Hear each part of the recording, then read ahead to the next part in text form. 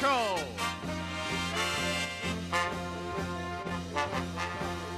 With special guest star, Jerry Lewis.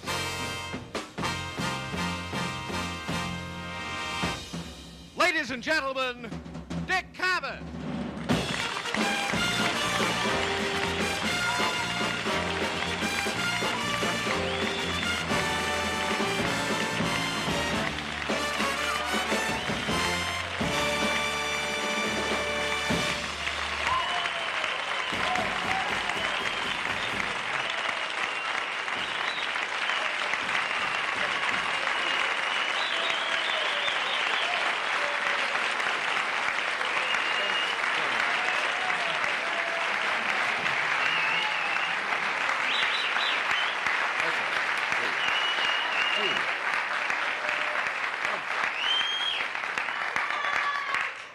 This is the best-looking audience we've ever had.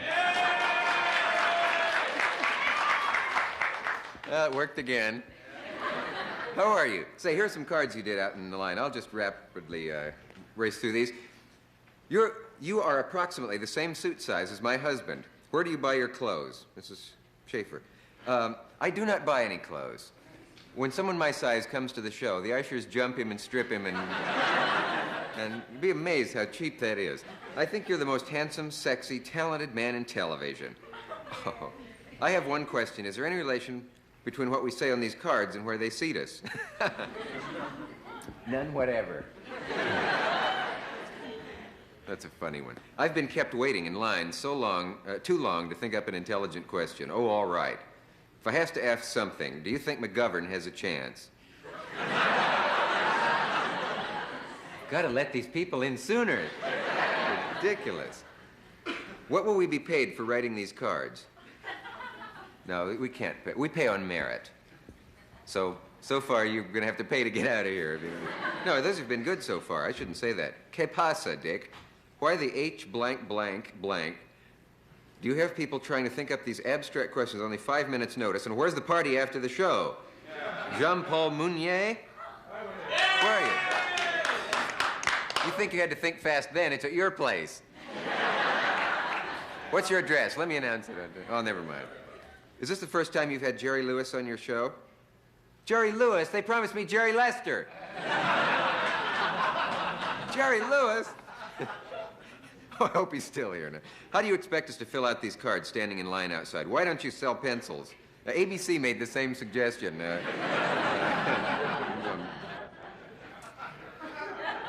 Do you have any comedy secrets? Yes, my comedy is often a secret that only I know about it.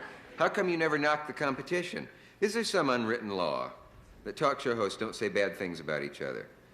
No, it just happens that way. I happen to admire Mr. Carson and the way he rehabilitated himself since prison and all. I just think... I've always... Have you ever been to Staten Island? Have you ever heard of Staten Island? If you have, would you please tell Mayor Lindsay about it? I thought he spent a lot of time in the islands. I don't understand it. Elite, huh? Thank you. I've missed that groan. Oh. We'd love to be able to tell our friends back in Ohio we had dinner with Dick Cavett. May we? Why not? Who's going to know? Would you answer 2 personal questions? Personal underline. A. And B. The answers are about 3 times a week, and B, a handful of oil.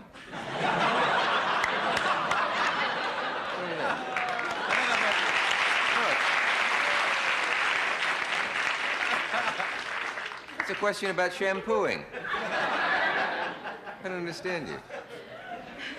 If you went to a massage parlor, how much discount would they give you? Oh, in case I don't get it, it says, because of your size. Same amount you'd get from a brain surgeon.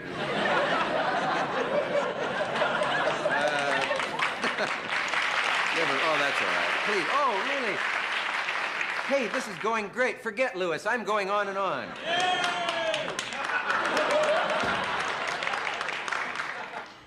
I'm 25 years old. My friends say I'm good looking. I have a terrible crush on you.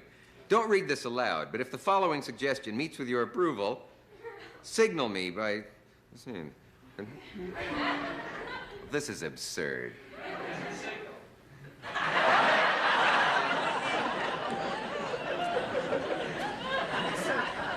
My grandmother is stone deaf but can read lips and is watching tonight as a special favor because I'm in the audience, even though she doesn't like your show. Please say hello to her. Go to hell, you old bat.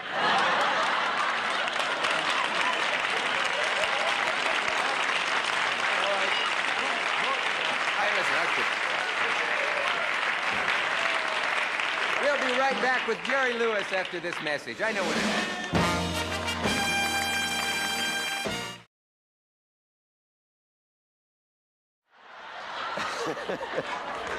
Oh, come join us here. My only guest tonight is one of the most successful men in the history of show business. I used to work for him. I don't know if he remembers that. He's, as you know, he's a comedian, a singer, a conductor, a nightclub performer, a television star, a terrific swimmer, and also a humanitarian. He has acted, directed, written, produced, starred in, rewritten, all kinds of things. He is able to do all of those things at once, too, which is remarkable. In Europe, he's an institution. People flock to see him in France and smash each other over the head to get tickets to his show and fight and love him. And he's been called the total filmmaker and a comic genius. And he has inexhaustible energy. He's an extraordinary man, Mr. Jerry Lewis.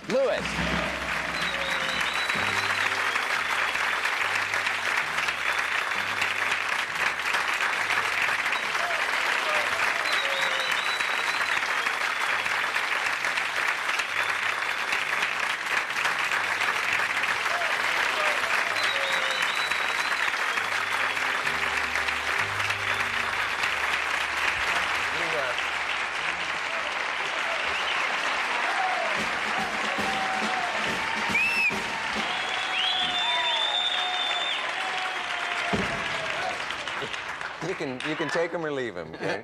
No, this is really a very... I never knew that you worked in such a cozy place. This is terrific. Oh, yeah. I'm sorry you tripped coming in. Shall we do a retake of that? I cannot seem to walk straight anymore. I don't know what it is. Is it age? What could probably, it be? Yeah, I mean, it's probably age. No, you're all right, aren't you? I mean, you're sober. Oh, other than prickly heat, I'm fine. Yeah. It's good to see. Do you remember me at all? I mean... Yeah, I stepped on you a couple of times. No. Of course I remember you. No, you never stepped on me. We had some marvelous times. We had a difficult time, and to have had the marvelous times we had through that difficult time, you don't forget that's easy. Both marvelous and difficult. Yeah. That's funny. It was a long time. I used to do it. I don't know if you ever saw me do this. I used to joke about you. I used to say that I wrote it for your show. When I started doing a stand-up act. How did this go now? Oh, I know. And I said, I referred to that show, and the old show you did. And I said, remember how you used to come out on stage and say, when you do a joke, and then you didn't have anything to say, go, I wrote that. And there was a big laugh there. I used to take credit for that, but I didn't. They knew it was a joke. No one could. It's pretty chilly out there alone, isn't it? Yes, it is. Why is that? What is that fear that goes through us when we stand out there on the stage and feel it? Well, anybody that wants to go out and show off, which is what we do. Yeah. It starts with, I think it starts with, what are we doing once we get there? A grown person. Yeah, it's special. You have to have a great drive, a great need to do it. I think that Freud once said that performers walk out on the stage because they were in the lack of parental care and guidance, and they're looking for many moms and dads to say, marvelous, my child. I don't know about Freud. I like to think that I'm fairly normal without any of that. No one ever suggested you weren't, I don't think. Never. That is a cliche, isn't it, about performers, though? And they often apply it to you. I mean, you're sort of an American type, a kid who came up with, not wealthy beginnings and worked your way up. I'm a Jewish dartboard. That's what I am. A dartboard? Yes. For who? Who for whoever wants to take shots. Yeah. Let's get the tall super Jew. We'll give him a shot this week. No, but, well, you're going off into another area here, but just that one thing. Well, you have something against my people, Dick? No, it isn't that at all. But do you see yourself as that? I mean, do you see yourself as this kid who goes out in the spotlight looking for love and all that? No. Yes. And I don't see myself as a target, literally. I see people that do comedy as a target, yes. And I think it's unfair. I think there are tremendous misnomers with doing comedy. People, not the people. The playing people, they take you for what you do. You know, you perform and you give them pleasure, they're going to react and respond. But I think that the critic and the behind the scenes, the know-it-all administration, I meant no harm. I think that they put a label on performers, and particularly people who do comedy. And I think that it's a label that's kind of unfair and an unjust label. Why they do that, I really have never been able to figure it out unless they have some fear of people who do comedy. Because people who do comedy seem to be very free and have a total abandon, and they might fear being attacked by that, as opposed to watching a great performer like Marion Mercer or a singer, Ella Fitzgerald, who will do just what they do, and they will not in any way put an audience in a mood of intimidation. That's or interesting. They will not threaten the audience. Threat in comedy. I don't know what, yeah. I've never been able to get the answer, is. at least being as introspective as I try to be. I really have not got the answer. But I will. Did you hear sirens, or was it just me as we were talking? I heard them. Yeah. They built the theater beautifully for slides. I've noticed that. We'll be back with our slides of the Holland Tulip Festival after this message. An analyst once wrote that a man reveals a great deal about himself by the way he lights a cigarette or the way he handles it. Would you just light that in the normal way you would and let us analyze, analyze you? I won't have to cut them again. Now, how would you analyze that, Dick? I guess that you spent a great deal of your early years in a zoo or something. I have no idea. Yes, Did somebody really say that they could tell how someone lights a cigarette?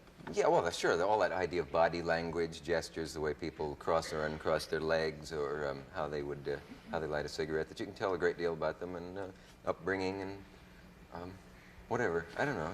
Do you believe that in body language at all? Do you reveal anything about yourself by the way you move, sit, stand, or sip a glass of wine, or take? I know I get a chill when I have to go to the toilet. Does that mean anything?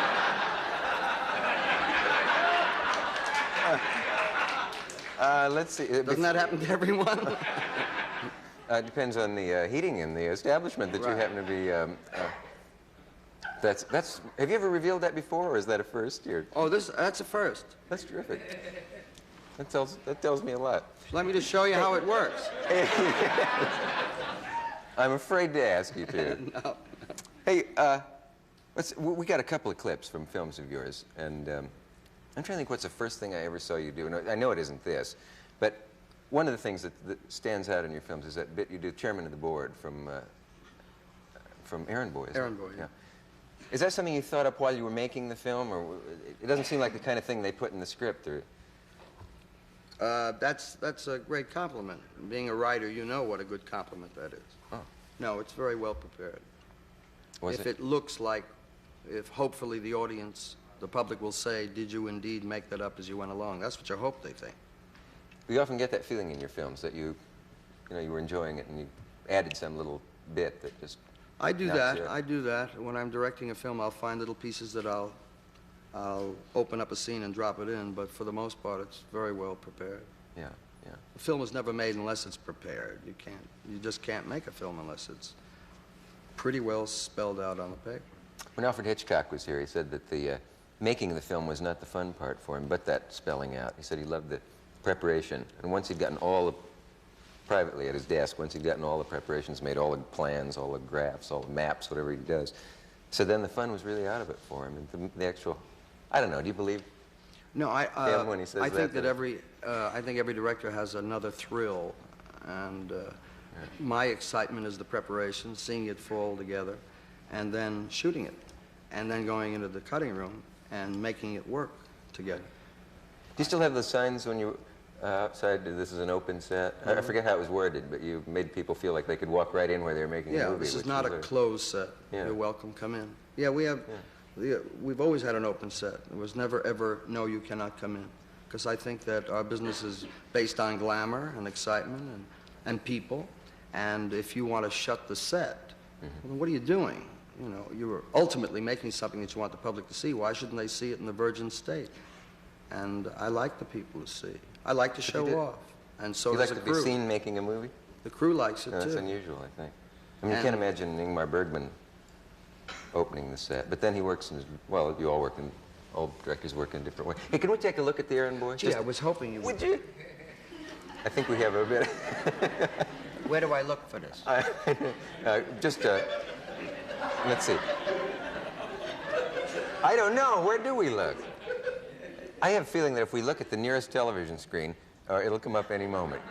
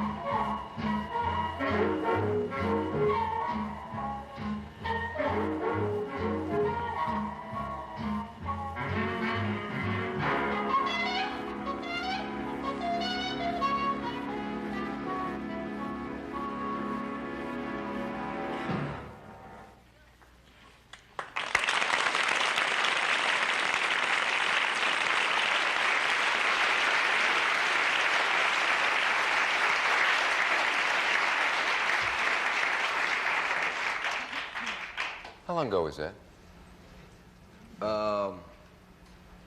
You don't look a day older. Oh, it's got to be Errand boy. 10 years? 8 years ago. 8 years ago? Yeah. Yeah. It's funny, you thought it was out of sync here in the studio. You said you could see It us was. a fraction of a second out. Just a little bit. It's interesting. Yeah. Interesting. It's painful. Is it? When it's out of sync, But I couldn't see it. well, I could. Just a hair. Minuscule. But very often the photoelectric cell on your sound, which is so far from the picture head, sometimes a loop will be a little broad, and it'll throw it out of sync. Is that the truth, or are you putting me on? Would I put you on, Dick? That happens to be the truth. You Now, used to. if I was putting you on, I would tell you that the Y line of the condenser system wasn't activated before it was flushed. Now that I believe. We'll be back after this message. I knew you would. Yeah, but... Oh, I'm speaking with the distinguished cinemateur, Jerry Lewis. And you are often quite distinguished. And at other times, you're an absolute fool. I mean, a silly simp. yeah, that's it. Right. Yeah.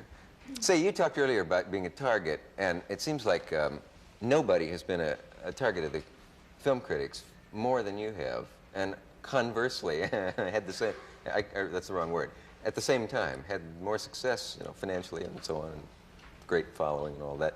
Did this ever get on your nerves where you finally just thought, if they don't like me here, I'll stop making movies? Sure. Did it? Oh, God, yes. Because you don't seem... You get really upset with that. Yeah. I got to a point where I was accused of wanting to do it all, and that always depressed me and annoyed me because that wasn't the case. People think, well, I'll do it all, quote, end quote, and they do not attach to that it's 8 hours for every hat that you wear, and to put in 20 or 21 hours a day is not because you elect to do that.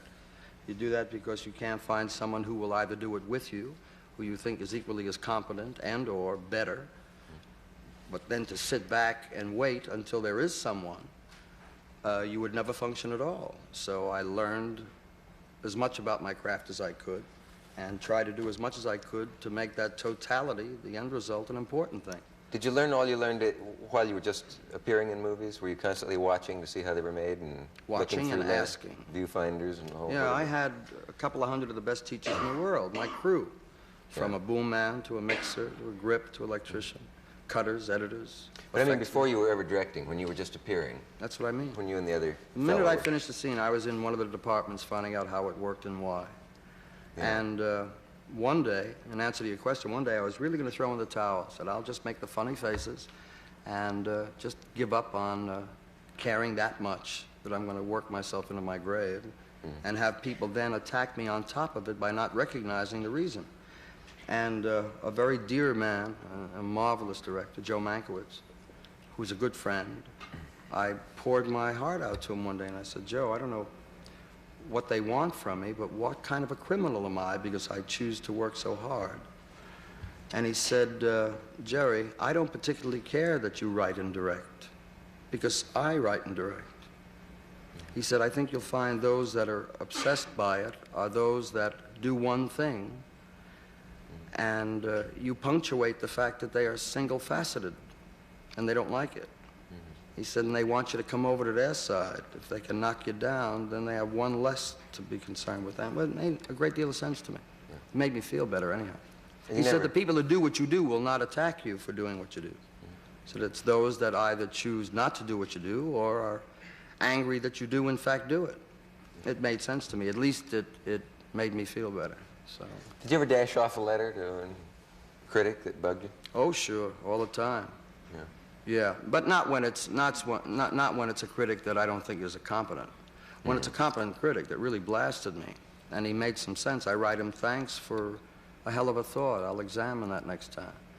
But when it's a critic who I know was told you better go there because you have to see this dumb movie, it's either the Three Stooges or this tall Jew, go, you know. When I know that that's the way he went and he doesn't examine the work, I'm not about to dignify him. Yeah. But I've been blasted by the best, and they've made some very good points, and I've made some very good friends out of about a half a dozen critics. So you have, it is possible to learn something from criticism when it's if it's a serious concerned and- critic. Yeah, I think Rex Reed is totally insane, but I think at the same time he's a marvelous critic because he cares about film, and he examines a man's work, and then when he blasts you, at least you know he took the time to examine it, and he's blasting it based on some substance. Yeah. Who else is good in the writing? Pauline Kael. Yeah. She's never said a good thing about me yet. But you That like her. dirty old broad. But she's probably the most qualified critic in the world because she cares about film and those that are involved in it. I wish I could really rap her, but I can't because she's very, very competent. She knows what she's talking about. For a dirty old broad. Yeah. She'll be crazy about me again. But I don't think that would influence her, do you? Not her, no. Yeah. No, she's going to say what she thinks. Yeah. But there's a certain critic in New York, also a female, who has to, I must, of course, keep her nameless, who really is an incompetent. An incompetent. Oh, totally incompetent. I mean, she belongs in a banana factory. You know, and one day I'm going to peel her. I don't even know what that means. I don't either, but it's a... Just forget it. Brings a wonderful image to mind.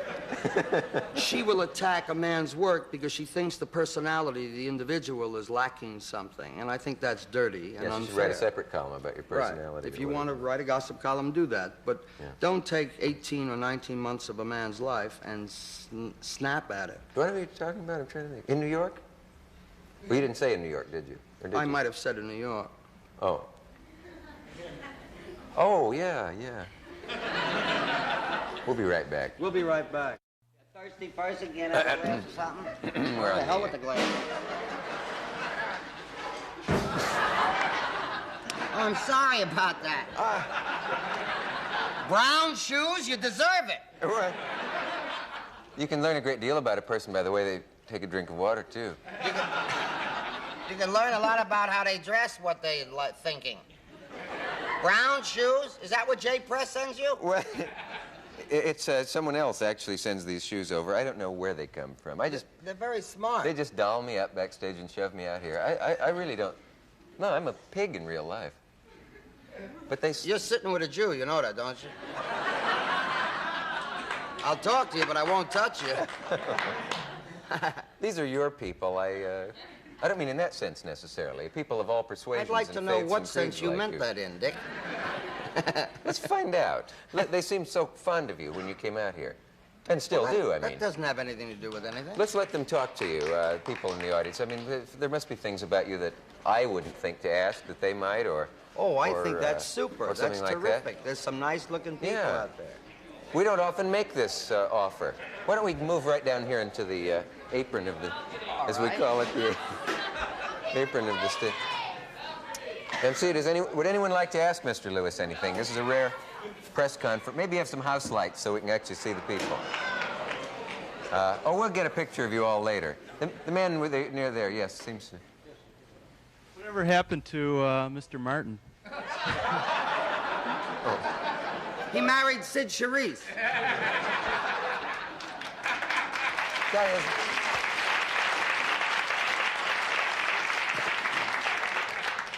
I'm very young. Who is Mr. Martin? Tony. Yes, sir. When was the first time you ever appeared on stage? First time you ever appeared on stage? 41 Let's see, years I was ago. about... No, he was talking to me, Dick. I was 5 years old. 41? Just 41 years ago. Do you know there isn't a line in your face? Do you have any kind of treatments or anything? Not yet. Yeah, it's amazing. You really... Yes, ma'am. Preparation H is very helpful. I don't know. You've tried that.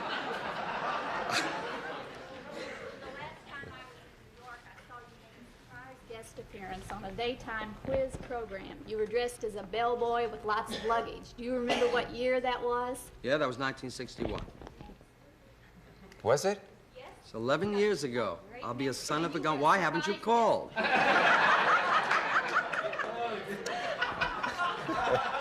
Amazing. Yes, there's a lady in a purple dress. How old are your children, and what are they doing? How old are your children? The and what show are they? isn't long enough for me to list them all. They're 27, 23, 17, 15, 13, and 8, and they're very happily involved in being loved at home.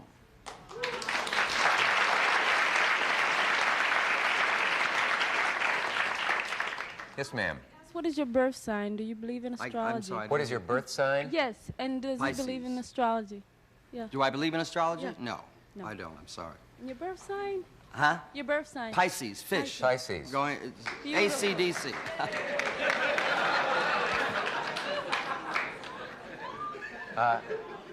Man on a shelf. Which character do you enjoy doing the most? The one that you're dressed like.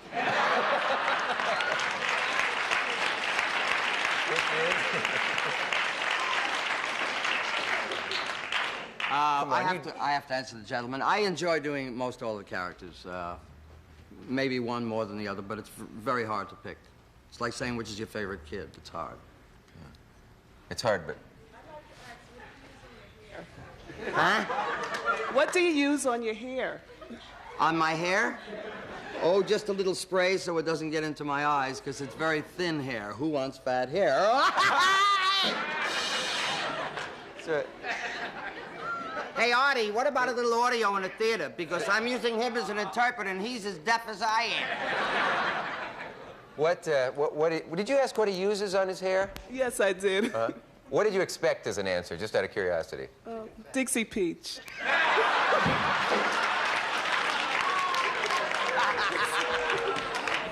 What'd you say? Dixie Pete. Oh, Dixie Pete. Yes, ma'am. Started with a successful singing career. How come he's not singing any longer? Oh, your son Gary's singing career. Yes? What happened to him? He was singing He's and working doing behind the scenes. He's been writing and composing music, and he's working with a group in Nashville right now, and they're making an album, and he's much happier behind the scenes. Yeah. Yeah. There's there's a lady on the other side of him. Oh, hi, girlie. You like chocolates?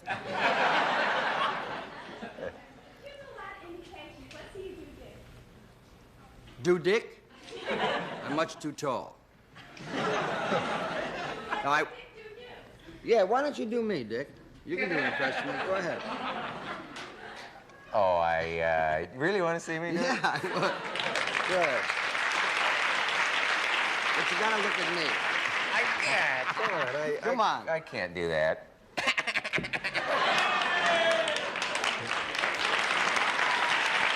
That's your turn. Now you know what it feels like. Yeah, it feels silly. Isn't it silly? Yes, ma'am. I used to love when you were on the Texaco Star Theater and walked around on the sides of your feet. No, that was Milton Berle. Oh, that's right. Will you be doing the telethon next year? We'll be doing a telethon next year. We hope not. We hope that we won't have to. But if we have to, we will.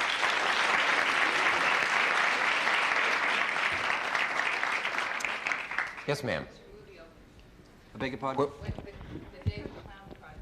When does your next movie open? The lady from the studio wants to know. The Day the Clown Cried will be I hopefully will finish cutting it the next 6 or 7 weeks.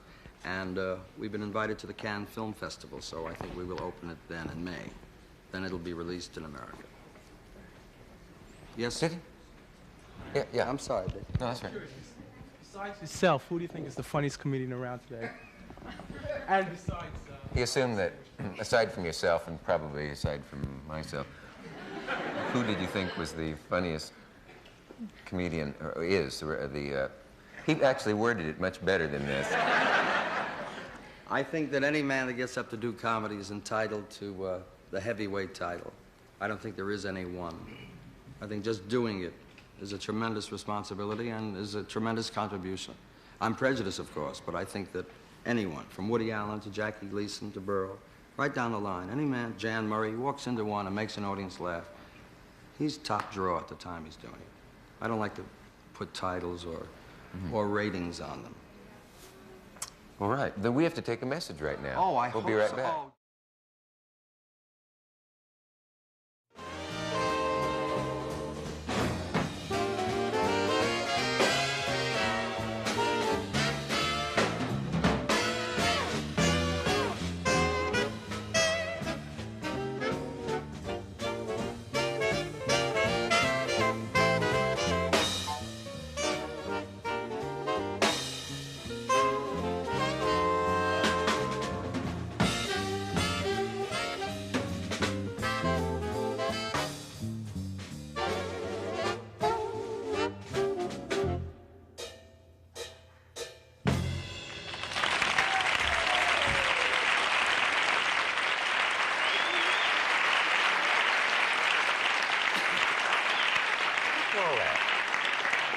Is there a word for what you just did? Bobby Rosengart.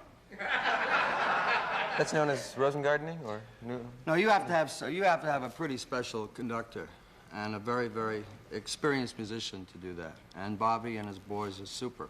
for their age. Really good. They are. They are, but we know that. There was such a mo. No, that wasn't rehearsed. He just does that. No, unrehearsed, but it's a number that both the orchestra and myself know, and it cooked only because they're very good. I'm much better, but... But you carried them nicely. Say, there was such a moan when we indicated we weren't going to ask any more questions that we thought we'd... That I can't help noticing your... Oh, yes, I am, yes. Where are you originally from? I think. Oh, I thought she wondered if I was originally from. Just a question. From Newark, New Jersey. And then there's a lady. Well, I ain't that crazy about it myself. There's a lady where, Dick? There's a lady just below her there. Did you ever want to do anything besides be in show business? Yes. What? I wanted to be a dermatologist. But I never could read enough about derms, and so I just... Good evening, ladies and derms. We have a young lady that dropped out of the balcony.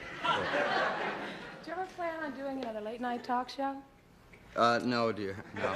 What was the question? This is an effort. Is ever going to do Another late night talk show. You mean would he ever appear on anyone else's late night talk Would he show? have his own?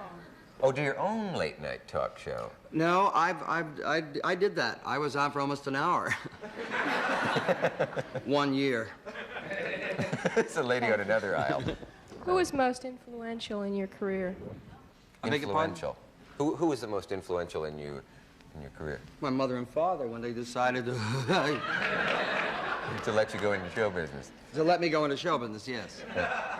Hey, did they ever say, don't go in this business, it's a lousy, rotten, sick business, we know, we've been in it? Yes. Yeah. Because show business parents usually do that. Yes, they did that. They unfortunately, I believe that was an error, because I think that if your kid wants to do something, you should give him all of the incentive that he needs. But my dad played burlesque, and the bottom of the ladder kind of show business was really rough, feeding my mother and myself. So he had some very good reasons for it. Yeah. Yes, ma'am. Do you think you could retire from show business completely, or is it so strong in you that you could never really get away from it? No, I don't think that I could retire completely, no. I don't think that anybody should retire from anything that they like to do. I think that people that retire are people that were doing what they were doing under duress. How long did you have to struggle before you really actually made it? I was a star overnight, 37 years. Long time. I can't imagine you quitting. No. Unless, what if there were a national referendum and everyone wanted you to quit? Then...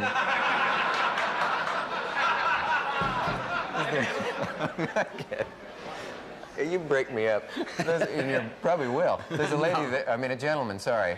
Either a gentleman or a lady. When you did that telethon, how many hours did it take you to do it, Jerry?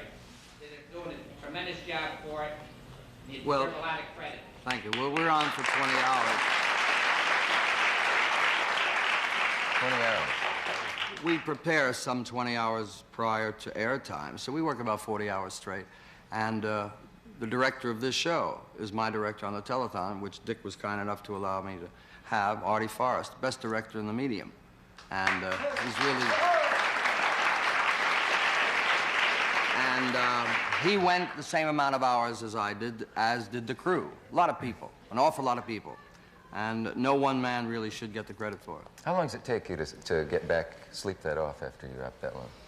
Oh, I have to lay down for about 4 days. Yeah. Really? Straight. Yeah, I'll bet. And Patty wakes me up and pours chicken soup in my mouth. And coming from an Italian, that ain't easy. Yeah. Or directing? I think I prefer directing. I enjoy performing, but I've performed for so many years.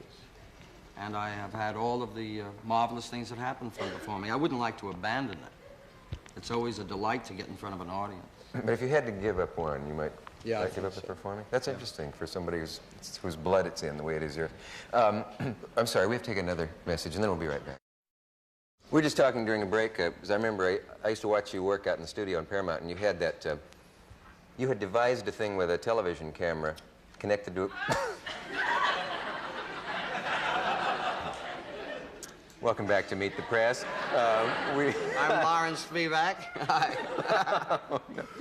Those aren't bad. No, just don't let people laugh. Just use Crest, that's all. Oh, I try to be serious with you, and then I... Go ahead. I just wanted to see you react, that's all. How long did it take you to learn to trust your instincts? You know what I mean? I mean, when you went out to Hollywood, you started making films, and the thing to do is take everybody's advice, supposedly, when you're new. And it usually turns out that the performer's instinct is my theory anyway, is right, and not the people who are giving you advice. It is right. Did you find that? Yeah. I think your instinct, you have to follow it, because it's easy as hell to buy a ticket to get into the arena, but that one guy that's going, hi, you know, it's a whole different story. And opinions are important. You should listen to them. Sounding boards are important.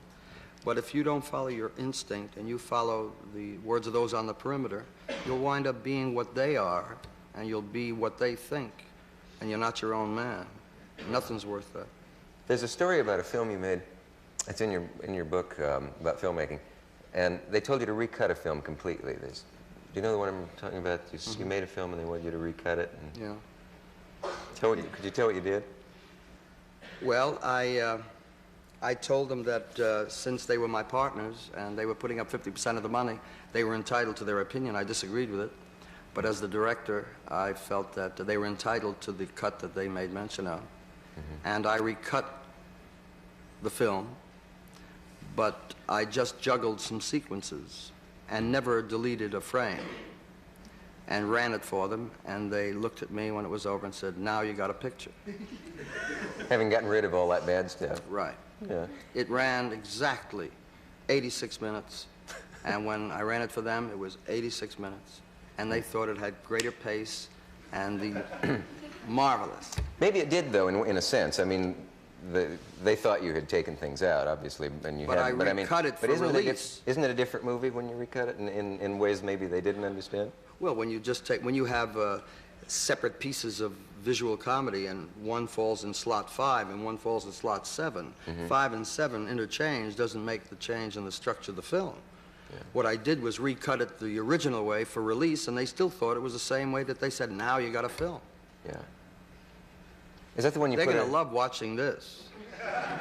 Is that the one where you put put an executive, an actor playing the part of an executive at the beginning of the film, or am I thinking of another one? No, you're thinking of another one. You're thinking, that was The Errand Boy. Errand Boy. Where I did a number on the executives through the actor, yeah. They were crazy about me.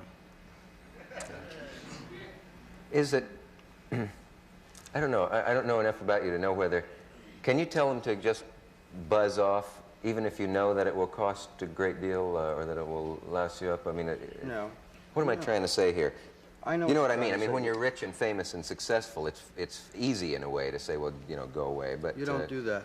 No, you have to respect the opinions and the points of view of those that are involved. But when you suspect that their opinions and their points of view are predicated on nothing more than being noticed, or look at me, I am justifying my position. Yeah. Well, then you have to play that game and say to them, well, you may have a point, and now you do exactly as you choose to do, but let them think you're doing it their way. Some of the best things I ever did was when I had them believe it was their idea.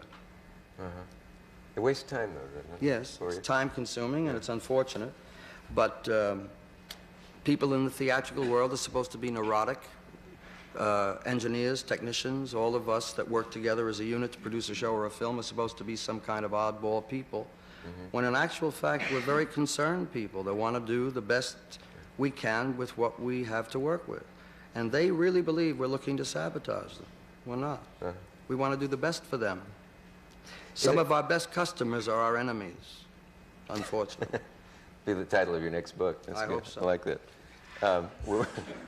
You know, I started to depress myself from this whole discussion. I noticed that. Is it ever depressing to you when people just want you to be funny at a time when you just can't feel it and don't want to do it? And I don't mean on stage, because you can.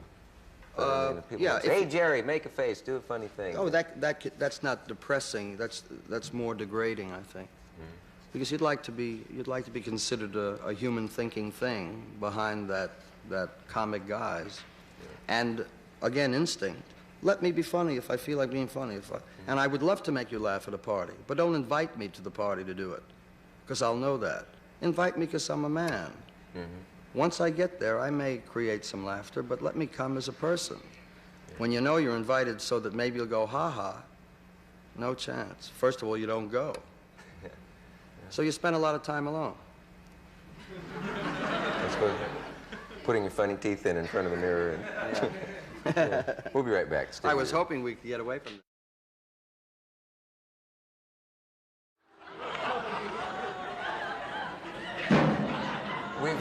You've just received the Nobel Prize.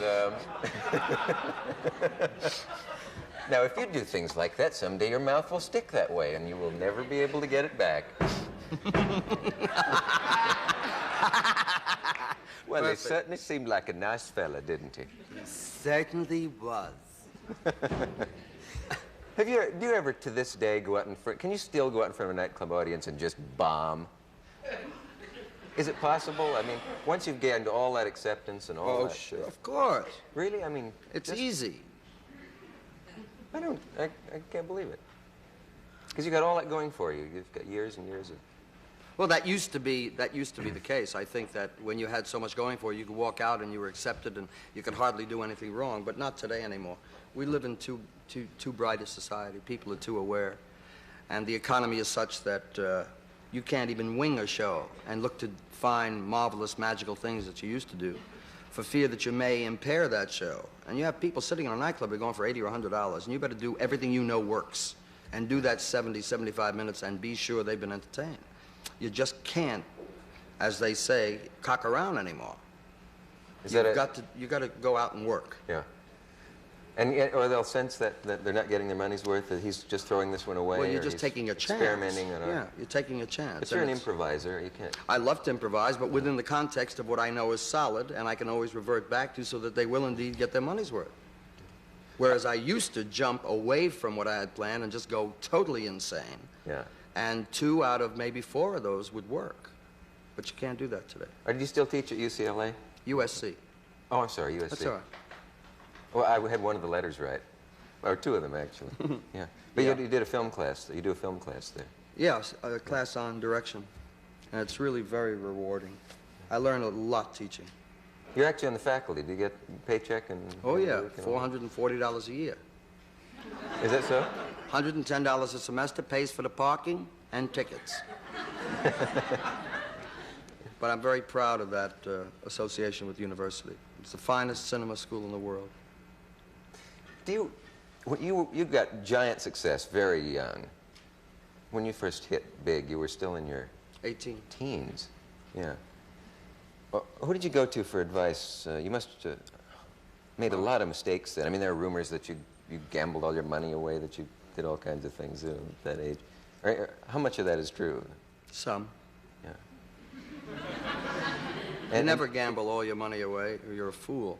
No, there's a legend in the business that you and your partner had, something in 5 figures worth of a stock that would now be worth $400 million, but you were young and high-spirited, and... No, I had the stock. I bought Polaroid at $1.75 a share, and I bought 10,000 shares. And today, they would be worth about $19 million. But I sold them at $170,000 because I had a car payment.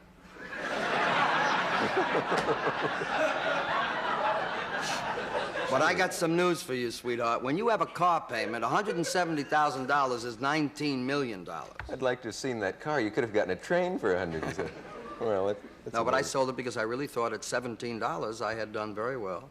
Yeah. And I had no recourse. What I should have done was keep 5,000 shares. But I sold them all, and I bought my wife a brown coat. Cloth? Yes, she's a Catholic. Oh, I see. They won't wear fur, is that... You're kidding. No, I don't know what. Don't you know that? No. Oh, of course. I didn't know I've been trying to get the purple off her feet for 28 years. Oh, dear. You want to talk when you have serious? all that great success like that, I mean, it has to bring out some bad sides in a person. Oh, yeah. Did you, one of them's supposed to be that you will just, snap your fingers and watch people jump for the fun of it. And No, did you ever catch yourself doing that? I don't think just that's to remind true. yourself that you're powerful, and they say everybody does that when they get great success early. I think that you'll find, not unlike Joe Mankiewicz, you'll find that the dialogue of that nature that you hear about people who are maligned unfairly and unjustifiably, it usually comes from incompetence. And it usually comes from people who think they've been told to jump, when they were in fact not even invited in the room. You'll never hear it from heavyweights. Yeah. You'll never hear negative things from important people. You'll only hear productive things and constructive things. There isn't anybody I can rap, or will I rap, at any time, about anything. I may disagree, I may have another opinion, but I respect the fact that they have the right to that opinion. And I haven't got the time to be negative. That makes you old, and it makes you tired and sick. You're certainly not that. Do we have a moment to take a look at that bit from the errand boy? Oh, I hope so. I was really looking forward to that, Dick. Really? You silly savage. There are more sides to you? Well, here it is. Here. Let's take a look at this. Which part is this? I don't even know which part. Let's see. It's this one.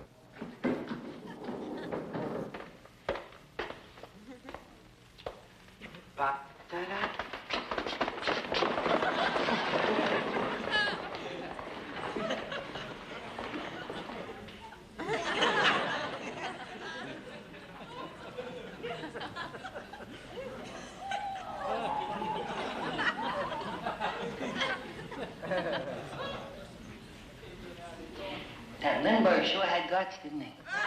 Right by himself. It's all water.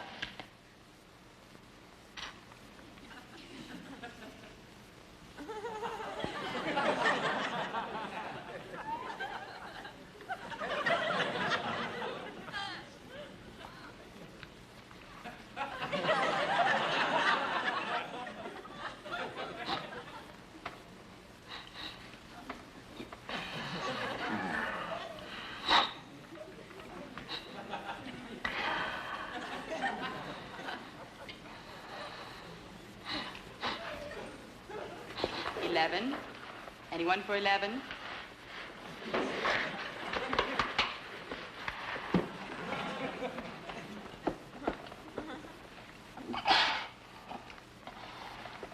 $12 out, please. Let them out.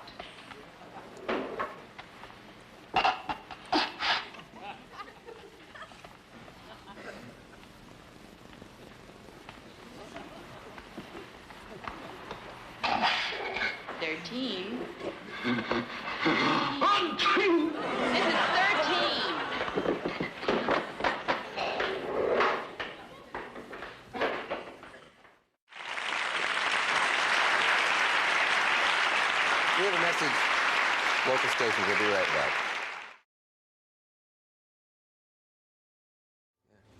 When you see a scene like we looked at earlier, does the director in you want to remake it ever? Oh, sure. Do you? Yeah, you wish you reshoot it, recut it. Because of what you've learned in the meantime, or things you didn't do then, or both? Well, you instinctively say print the moment a take works for you. And I usually prepare very well and do a lot of homework and then rehearse it considerably so that I get that first take. Maximum. Rarely do I go more than 2 takes. But then after the fact, when you look at it years later, you wish you could do it over again.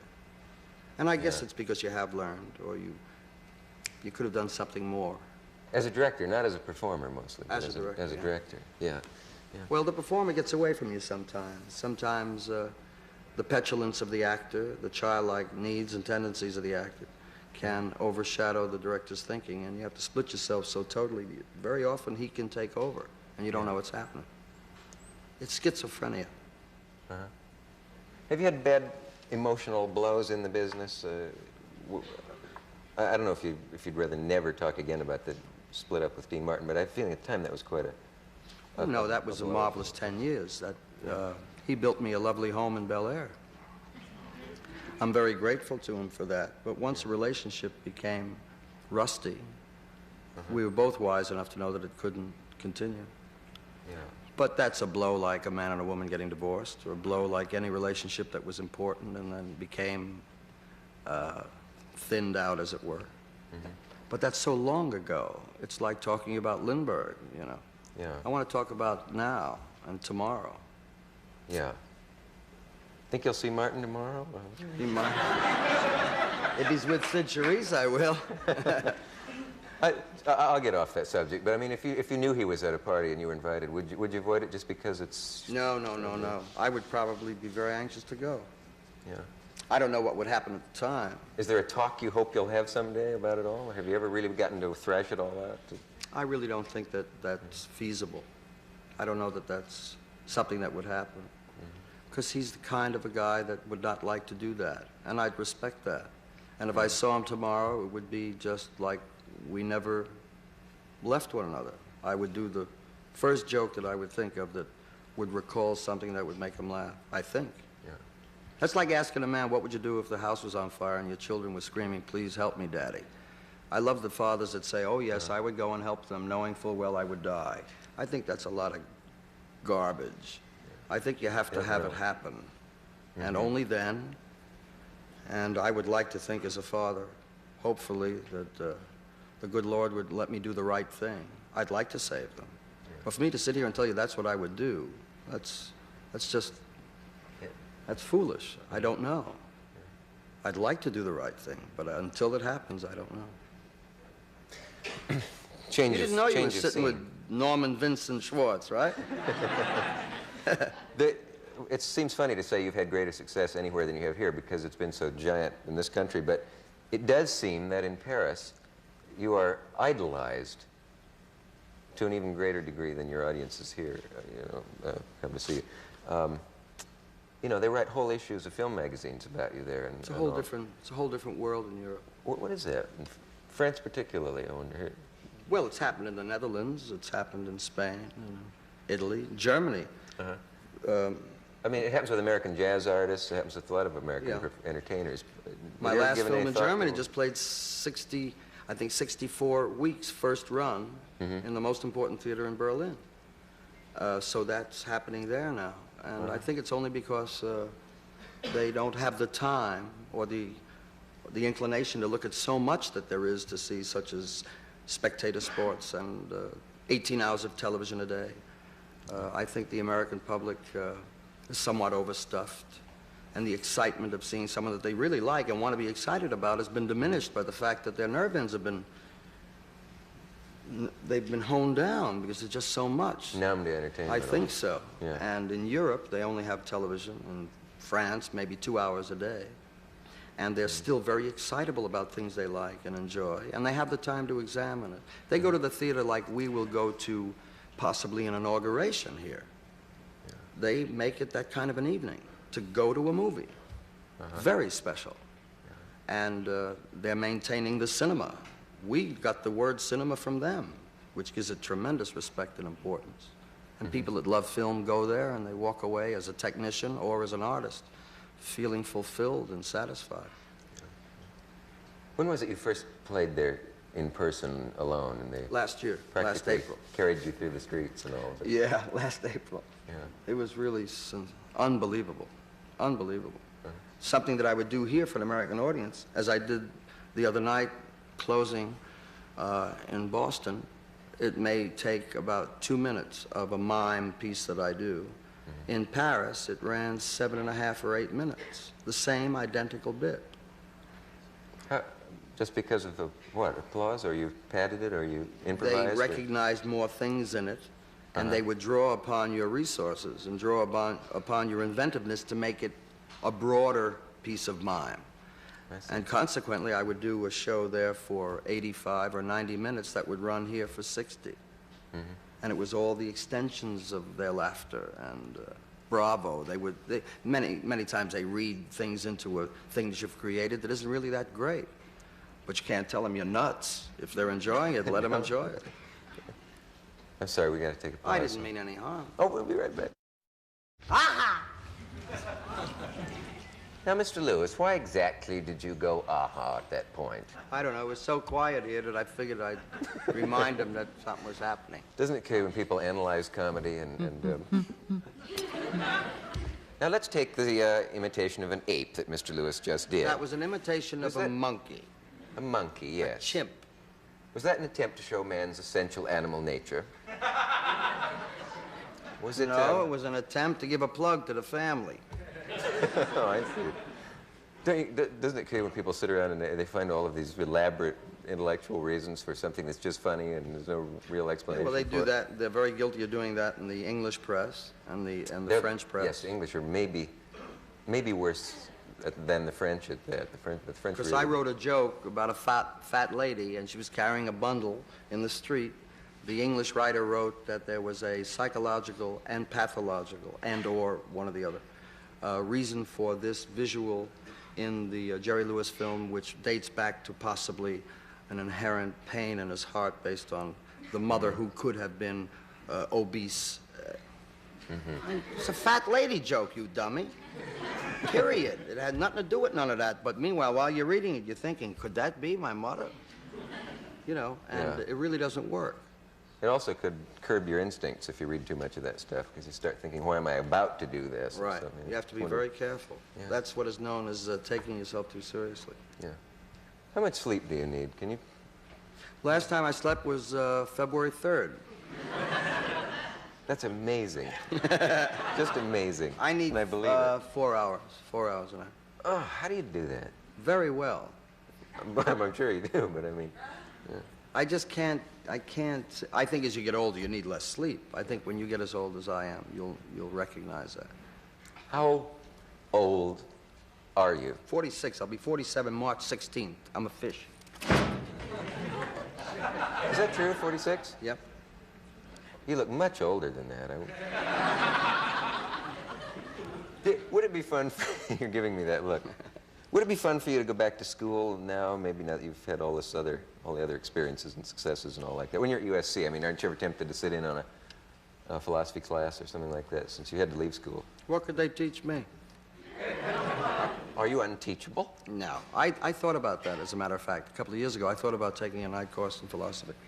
I just didn't have the time. I would have loved to have finished school, had a totally formal education. But there are hang-ups about that. And I think that's why I get so much out of teaching. To think that I didn't get a formal education, I couldn't conceive that they wanted me on the faculty as a full professor. I thought you had to really have the credentials, but I learned that you didn't. If you do what you do well, it works. Yeah, I'm always looking for more information. I'm a very curious man. I'd love to know everything about everything. Do you read a lot in your spare time? As much as I can. You've got to get Joe Mankiewicz's book. I mentioned it to you off the air, but I have to mention it on the air because it's really a super book. More about All About Eve. About the making of that film. Yeah, and boy, when Mankiewicz writes, he really makes you ashamed of yourself for putting the piece of paper in the typewriter. It's really a marvelous book. He's a terrific guy. I just met him. Random House, I think, published it. I'm not sure, but you should get it. It's a tremendous book. What other books are good on filmmaking or film? Well, there's some marvelous books that were written in Great Britain. John Russell Taylor wrote an Observer book based on just observing the work of filmmakers, directors, which is a very, very good book, but kind of snobbish in certain areas and a little highfalutin because that's the way John is. But he's a very concerned man with what goes into the making of the product, the relationship between the director and the crew, and how that function affects the artists and so on. Robert Benioun in France has written a magnificent book on film, behind-the-scenes aspects of filmmaking. You think of the title? No, it's a French title, and I really don't. I have a translated copy of it, but I really don't know what the title of it was. And I don't think it's here. Speak French? Or? When I'm in France, I can speak French pretty well and get away with, I can get around speaking it. It's like when you come to New York. Hey, you know. Hey, taxi! I don't talk like that. When I come to New York, I yell, hey, taxi! Yes? Because when they greet you in New York, there's no city in the world. Hey, Jack! Hey! That's a Jewish lady. What about when you go to Japan? Japan? And they hate you. I can't imagine why. We'll be right back. Are we leaving again? I just realized that 90 minutes have gone by and you haven't plugged anything. No, I didn't. Very nice. I wanted to be here and I wanted to sit with you, and I really enjoy your work and the show, and I'm proud of you. Oh. Because we worked together, and I'm sorry it took so long, but I'm glad I came. Anytime. Thank Nice you. seeing you again. Thank you. Thanks for coming. We'll see you.